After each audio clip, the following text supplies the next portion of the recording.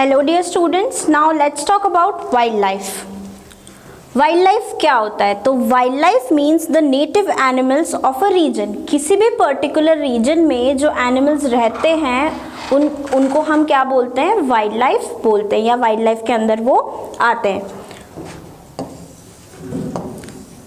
जैसे आप फॉरेस्ट में देख सकते हैं स्वैम्प डियर, नीलगाय हुआ, कौसिंगा हुआ, ये सब क्या है? हमारे वाइल्ड लाइफ के कुछ पर्टिकुलर एनिमल्स हैं जिनके बारे में बहुत सारे क्वेश्चंस भी एग्जाम में आते हैं।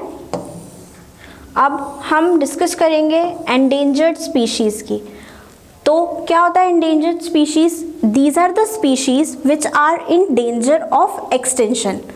कुछ ऐसी स्पीशीज़ जो एक्सटिंक्शन के डेंजर में। एक्सटिंक्शन क्या होता है? ख़त्म हो जाना, पूरी तरह से अर्थ के सरफेस पे से कुछ पर्टिकुलर एनिमल्स का ख़त्म हो जाना is extinction, and which may not survive if adverse factors continue to rotate। और ऐसी स्पीशीज़ जो कि सर्वाइव नहीं कर सकती क्योंकि जो इन्वायरमेंटल फैक्टर्स होते हैं उनके अगेंस्ट हो जाते हैं। तो अगर आपको क्वेश्चन आता है कि व्हाट आर एंडेंजर्ड स्पीशीज़, तो ऐसी स्पीशीज़ जो डेंजर ऑफ एक्सटिंक्शन, क्या ऑप्शन टिक करना है कि एक्सटिंक्ट या ख़त्म होने की स्थिति पर है, उनको हम क्या बोलेंगे? Endangered species. फिर नेक्स्ट हम बात करते हैं वल्नरेबल स्पीशीज़ की। वल्नरेबल स्पीशीज़ क्या होती हैं? तो वल्नरेबल स्पीशीज़ ऐसी स्पीशीज़ होती है, vulnerable species likely to move into the endangered category. मतलब ये एंडेंजर में जाने के या एक्सटिंक्ट होने की कगार पर है, तो उन स्पीशीज़ को हम क्या बोलेंगे? Vulnerable species. The species likely to move into endangered category in the near future if the causal adverse factors continue to operate। मतलब अगर यही हालात रहे, environment के जो हालात हैं वो ठीक ठाक नहीं रहे, उनके अगेंस्ट रहे, तो वो क्या हो जाएंगी? vulnerable species जो है वो endangered की कैटेगरी में चले जाएंगी और extinct हो जाएंगी, मतलब अर्थ के सरफेस पे से ख़त्म हो जाएंगी। नेक्स्ट हम बात करते हैं रेयर स्पीशीज़ की। तो रेयर स्पीशीज़ क्या होती हैं? These are the species with small population in the world and are at risk. मतलब ऐसी स्पीशीज़ जो ऑलरेडी जो हमारा एनवायरनमेंट है या जो हमारा वर्ल्ड है जहाँ हम रह रहे हैं वहाँ पर बहुत ही कम क्वांटिटी में अवेलेबल हैं।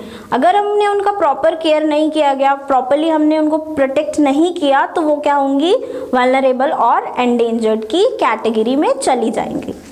नेक्स्ट हम बात करते हैं थ्रेटन्ड स्पीशीज़ की। तो थ्रेटन्ड की डेफिनेशन देखें तो these are the species which are in any one of the endangered vulnerable rare species category. Threatened मतलब, थ्रेट का मतलब होता है डर। तो ऐसी स्पीशीज़ जिनका डर है हमको कि वो कहीं ना कहीं एंडेंजर, वल्नरेबल या रेयर की कैटेगरी में चले जाएंगी।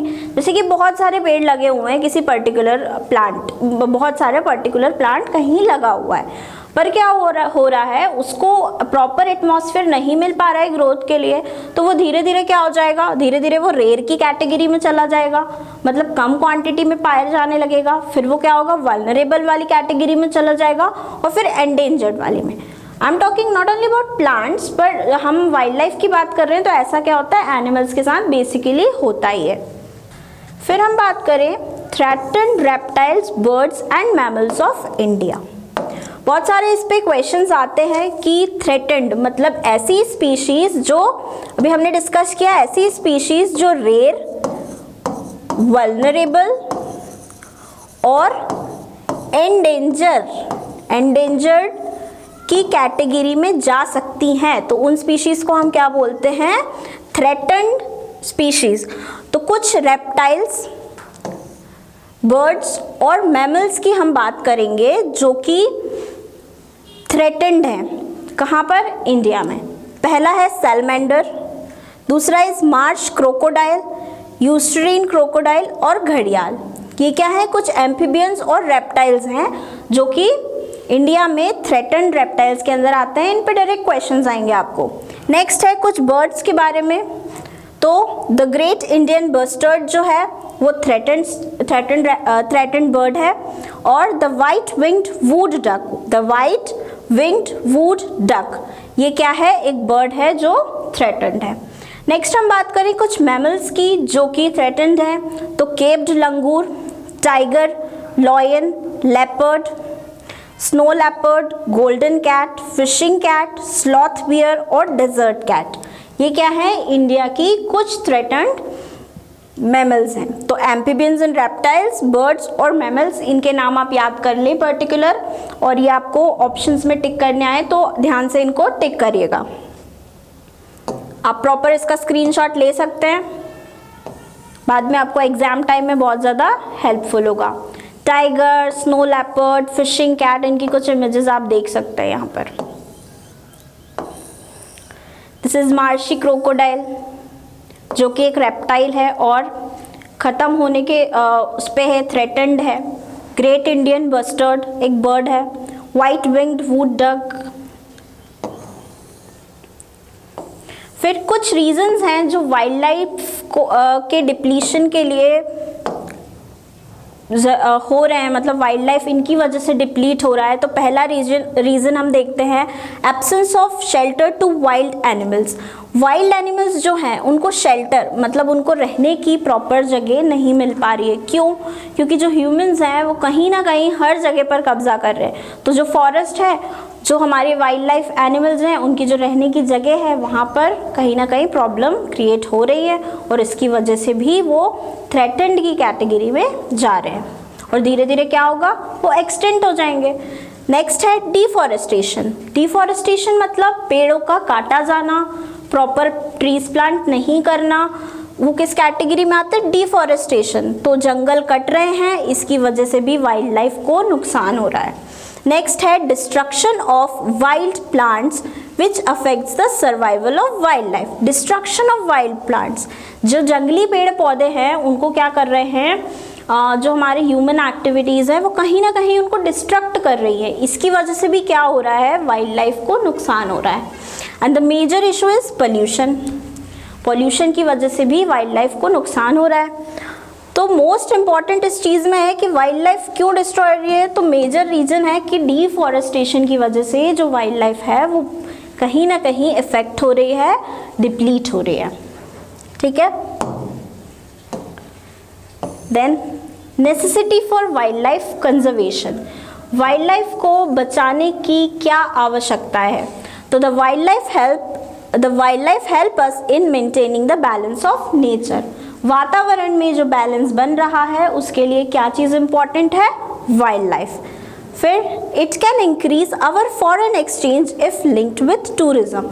अगर वाइल्ड लाइफ को हम टूरिज्म से लिंक करते हैं तो ये हमारे फॉरेन एक्सचेंज को क्या करेगी, बढ़ावा देगी और टूरिज्म को बढ़ावा देगी। लोग आएंगे अलग अलग प्रकार के एनिमल्स को देखने के लिए। नेक्स्ट पॉइंट है the preservation of wild life helps to make their study easy. जो हम रिसर्च कर रहे हैं कहीं ना कहीं हम वाइल्ड लाइफ पर प्रॉपरली रिसर्च कर सकते हैं कि हमारे इंडिया में कितनी वाइल्ड लाइफ है और उसको हम कैसे प्रिजर्व कर सकते हैं। तो इसका पॉइंट ये है। नेक्स्ट है the wild life of India is our cultural asset and had deep rooted effect on Indian art, sculpture and religion.